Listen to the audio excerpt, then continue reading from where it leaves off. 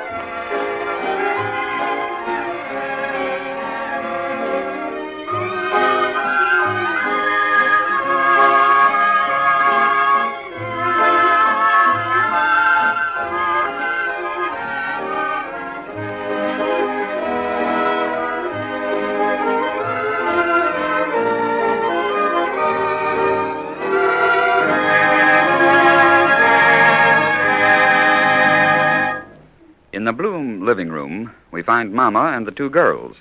They're discussing a newfound friend of Papa's, and Yetta says, That's a nice-looking man Papa's with tonight. I should say he is. Did you notice the suit he had on? Fitted him like a glove, didn't it? Yeah, and that ring on his little finger. Wasn't that gorgeous? I bet it was 4 carats. Yeah, and that diamond he had in his tie was no slouch either. I think that stone was bigger than the ring, even. Oh, I don't. I think the ring was bigger, don't you, Ma? I didn't like his eyes. What's the matter with his eyes? When he talks to you, he looks someplace else.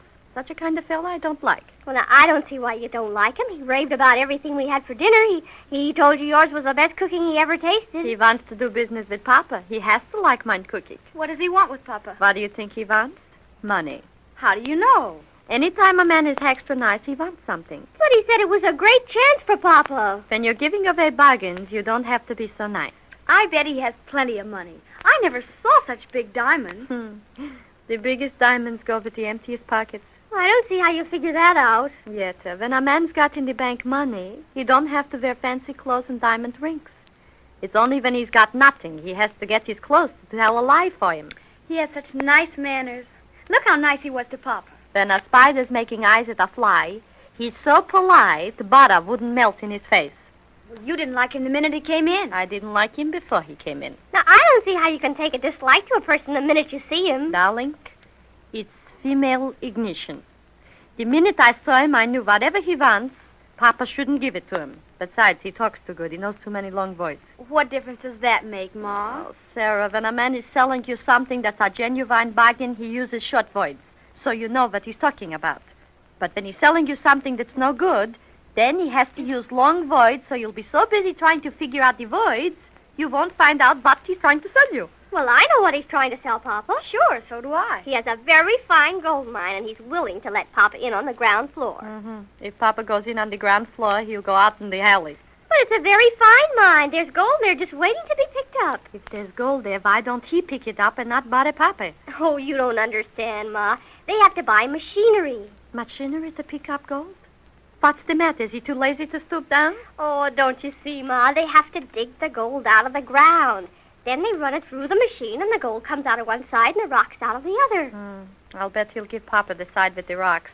Oh, he can't do that. It's a corporation. I thought it was a gold mine. Oh. Mama, the trouble with you is that you're too suspicious. Darling, 43 years I lived in this world, and one thing I learned. For nothing, you get nothing. Anytime somebody gives away something, it's got a hole in it. Besides, Papa is a knee pants manufacturer, not a gold catcher. A shoemaker should stick to his hand. To his last, Mother, not to his end. Last end, it don't matter. But Papa bought that apartment building, and he doesn't know anything about real estate. That's different.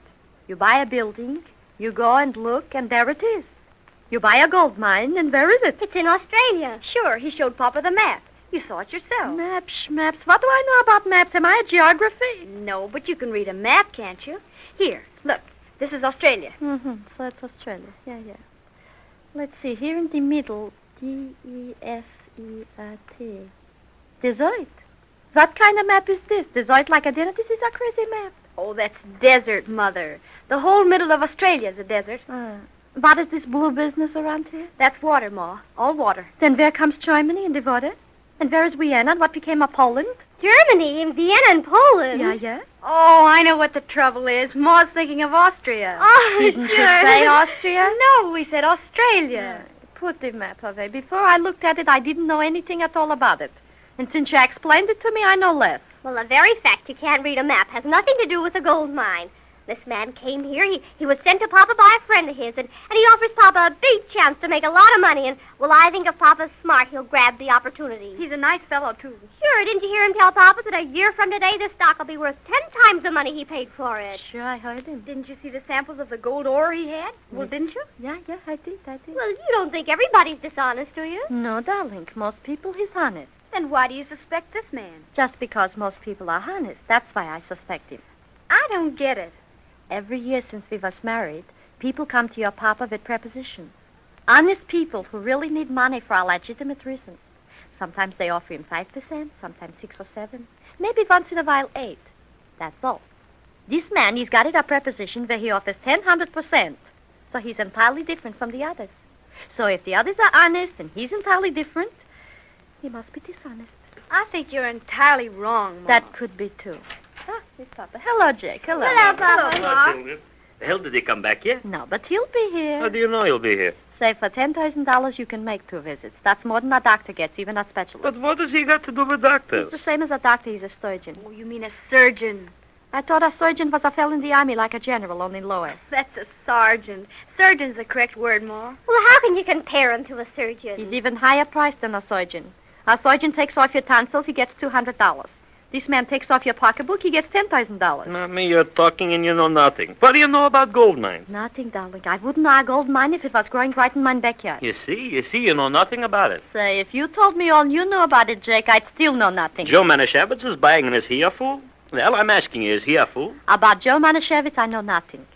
If he wants to give away his money, it wouldn't take one noodle out of my soup. But if you give away your money, it's a white horse of another color.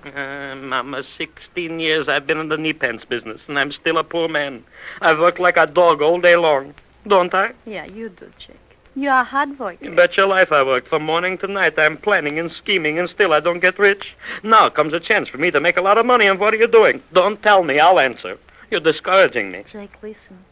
16 years you've been in our business. A good business. You worked hard. You bet your life. You know the business, don't you? I should say I do. All right, then. If in 16 years with hard work and a good reputation, you can't become rich in our business you know, how can you suddenly become rich in a business you don't know? But, Mama, look how much gold is used. I know, even teeth is full of it. It's a better business than knee pants. Then why does anybody go in the knee pants business? Why doesn't everybody be a gold miner? But everybody can't be a gold miner. All right, then somebody has to make knee pants, ain't it? Of course. All right, then you make knee pants. Oh, there's no use talking. Pa, you know how Ma is when she makes up her mind. She doesn't understand this, that's all. If you had listened to the man, Mama, when he was explaining, you would understand perfectly that you can't help but make money. Jake, I didn't like his eyes. You didn't like... What kind of a reason is that? You didn't like his eyes. Sue me. I didn't like his eyes. What kind of eyes must a gold miner got? Is it a special brand? Jake, there's no use talking. Look, am I trying to do you a hoit? No. Then as a favor personal to me, please don't buy from him gold stuff. But why not? I'm asking you, don't buy it. Becky, if you would only listen to the man.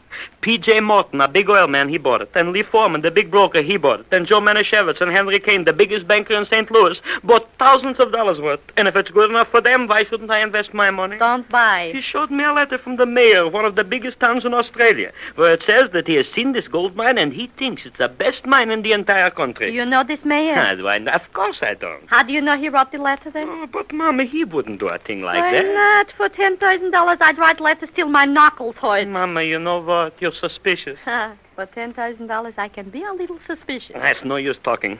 The man is coming back in a minute, and when he comes back, I'm buying from him the gold mine stock.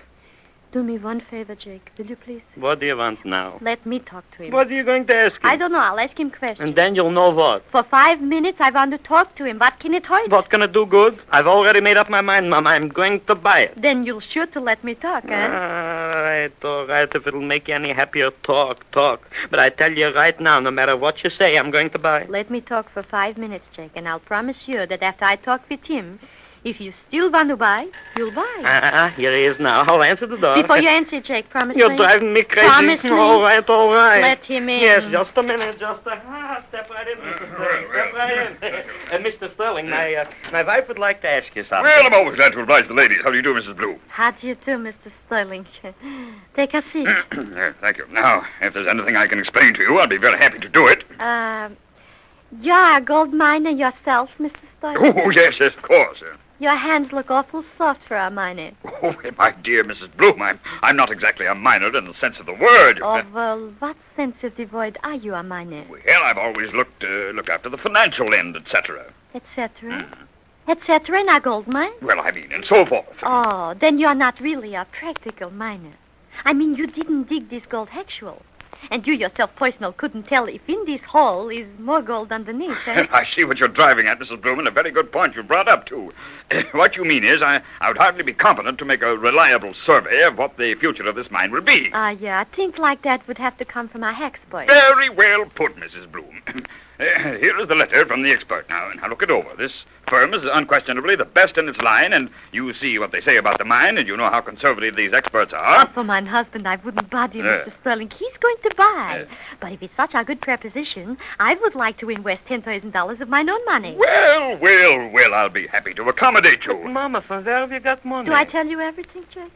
Mr. Sterling, mine glasses are in the other room. Is the name from these experts Cord and Sutherland? Yes, ma'am. Cord and Sutherland of Sydney, Australia. Isn't that a funny thing?